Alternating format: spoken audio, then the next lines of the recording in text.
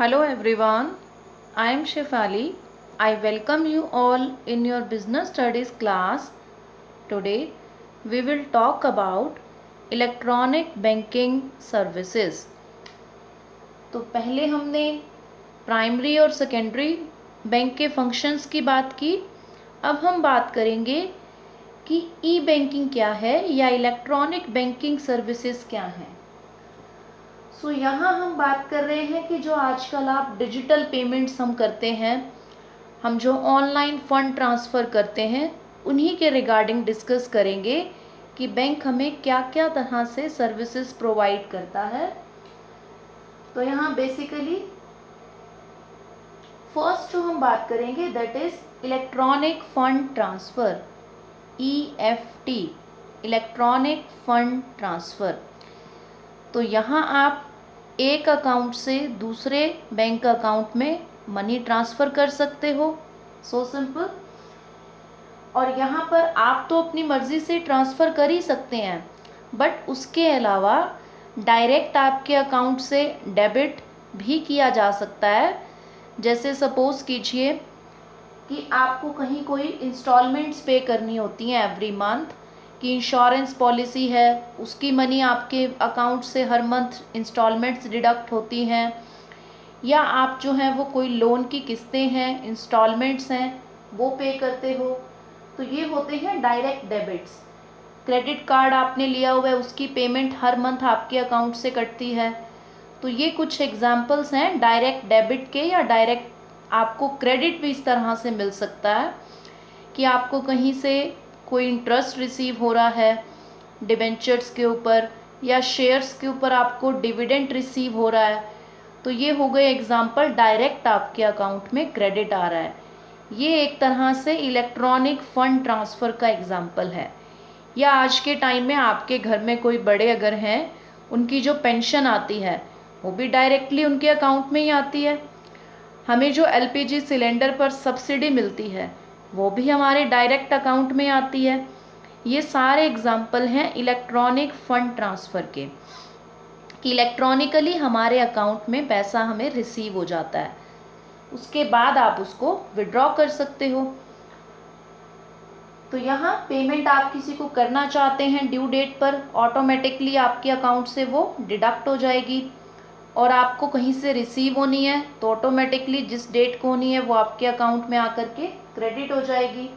कोई लॉस नहीं होता इसमें, क्योंकि फिज़िकली कैश को कैरी नहीं करना, उठा के कहीं जाना नहीं है, कैश को अपने आप अकाउंट में ट्रांसफ़र भी कर सकते हैं, और कहीं से रिसीव होना है वो भी हो जाएगा। कोई चार्जेस भी नहीं है इसके आपको एक्स्ट्रा एडिशनल। तो ये है आपका इलेक्ट्रॉनिक फ़ंड ट्रांसफ़र। अब आता है कि भाई फंड्स तो हमारे अकाउंट में आ गए, अब उसको यूज़ कैसे करें पैसे को। तो उसके लिए आपके पास फैसिलिटी है ATM की। ATM means automated teller machine, कि एक ऐसी मशीन जिसमें से आप 24 आवर्स जो है वो मनी विड्रॉ जब चाहें आप इस मशीन से मनी विड्रॉ कर सकते हैं। आपके पास बेसिकली अपना डेबिट कार्ड होना चाहिए, वो डेबिट कार्ड आप इसमें स्वाइप करेंगे और आप मनी जो है वो विड्रॉ कर सकते हैं अपने अकाउंट से। और आजकल कुछ बैंक्स ऐसे भी हैं जो विदाउट डेबिट कार्ड के भी आपको फैसिलिटी देते हैं, जैसे कि स्टेट बैंक ऑफ इंडिया है, वहाँ पर आप उनकी ऐप के थ्रू ही ATM से जा कर के मनी विड्रॉ कर सकते हैं, आपको फिज़िकली कार्ड की भी ज़रूरत नहीं है। तो इस तरह से ये मशीन आपको हेल्प करती है मनी विड्रॉ करने में, और इसी तरह इस मशीन के थ्रू आप मनी डिपॉजिट भी कर सकते हैं। आप अपनी जो भी कार्ड को इंसर्ट करेंगे, आपकी अकाउंट डिटेल्स उस मशीन में पॉपअप होंगी स्क्रीन पर। तो यहाँ ये भी कुछ मशीन्स में फैसिलिटी है कि आप मनी अगर डिपॉजिट करना चाहें तो आप उसमें अपना पैसा इंसर्ट करें, मशीन काउंट करेगी और उतना आपके अकाउंट में पैसा क्रेडिट हो जाएगा। तो ये काम रहता है ATM मशीन्स का। Then debit card. Debit card वही होते हैं जिसको आप ATM कार्ड के नाम से जानते हो, कि जब आपके अकाउंट में फंड्स हैं, पैसे क्रेडिट में पड़े हैं, आपके बैंक अकाउंट में मनी है, तो बैंक आपको एक डेबिट कार्ड इशू करता है। प्लास्टिक का कार्ड होगा, तो उस कार्ड को आप एक तो अपने अकाउंट से मनी विड्रॉ करने के लिए यूज़ कर सकते हो। सेकंड, आप उससे ऑनलाइन पेमेंट्स कर सकते हो। ऑनलाइन शॉपिंग करना है, आपके अकाउंट से मनी डिडक्ट होगी, आप अपना कार्ड नंबर डालें। एंड आप फिज़िकली किसी मॉल में, किसी शॉप पर अगर शॉपिंग कर रहे हैं, वहाँ से कुछ परचेज़ किया, अगर उनके पास वो टर्मिनल या मशीन है तो वो कार्ड स्वाइप करके आपको अलाउ करेंगे कि आप उनसे कार्ड के थ्रू भी शॉपिंग कर लें। उस कार्ड में जितना भी वैल्यू वो टाइप करेंगे उतनी मनी उनके अकाउंट में ट्रांसफ़र हो जाएगी। तो ये डेबिट कार्ड को यूज़ करना तभी पॉसिबल है जब आपके अकाउंट में ऑलरेडी पैसे हैं, तभी आप विड्रॉ करेंगे या तभी आप किसी अदर को पे कर पाएंगे। ऑनलाइन या ऑफलाइन कहीं भी आपको पे करना है, आपके अकाउंट में बैलेंस उतना मनी होना ज़रूरी है।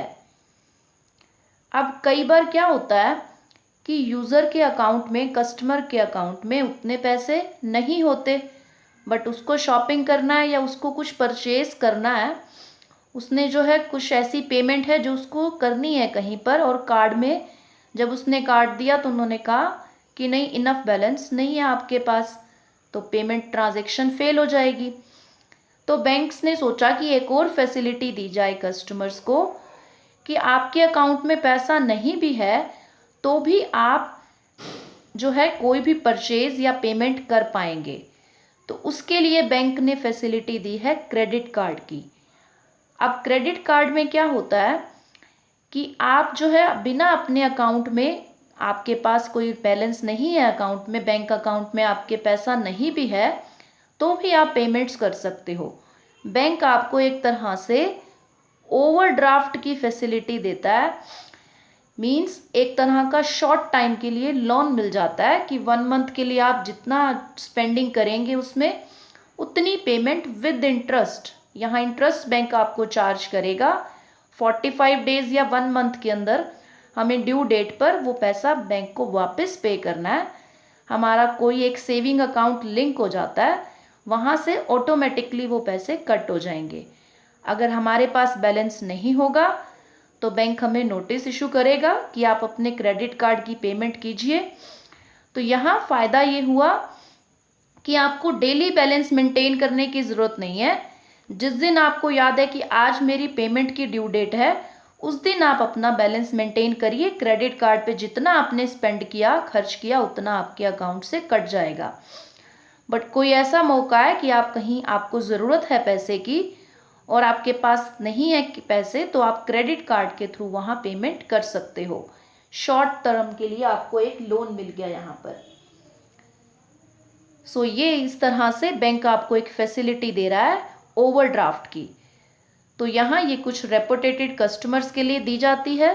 साथ ही साथ आपका सेविंग अकाउंट लिंक रहेगा यहाँ, कि विदाउट सेविंग अकाउंट के लिंक करें आप जो है वो ये फैसिलिटी नहीं ले सकते, बिकॉज ऑटोमेटिकली आपके अकाउंट से कट होना है पेमेंट ने।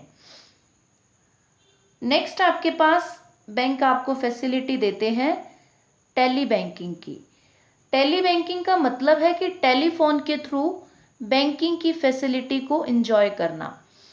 जैसे अब कुछ लोग ऐसे हैं जो ये डिजिटल पेमेंट्स वगैरह नहीं करना जानते, उन्हें नहीं ये सब चीज़ें आता, बट उन्हें अगर सपोज़ कीजिए घर बैठे किसी को अपना बैलेंस जानना है, तो वो अपने नॉर्मल फ़ोन से, नॉर्मल फीचर फ़ोन से बैंक का एक पर्टिकुलर एक नंबर होता है, वो डायल करके अपना अकाउंट नंबर वहाँ वो डायल करेगा साथ उस नंबर के, तो वहाँ से वो बेसिक सर्विस ले सकता है कि उसके अकाउंट में बैलेंस कितना पड़ा है, अभी लेटेस्ट उसके अकाउंट से ट्रांजैक्शन उसने किस डेट को की है, कितने अमाउंट की है। जैसे हम हमारे मोबाइल में सिम कार्ड में डायल करके लास्ट कॉल का हम चार्ज देख सकते हैं, इसी तरह से आप अपनी लास्ट ट्रांजैक्शन और आपका अकाउंट बैलेंस, ऐसी बेसिक सर्विसेज बैंक आपको टेली बैंकिंग के थ्रू प्रोवाइड करता है। आप पर्टिकुलर नंबर पे कॉल भी कर सकते हैं और एसएमएस के थ्रू भी ये इंफॉर्मेशन को बैंक के थ्रू बैंक आपको प्रोवाइड करता है। सो ये सब फैसिलिटीज़ हैं electronically. There are some more facilities which we talk about in our next video. That's all for today. Thank you so much.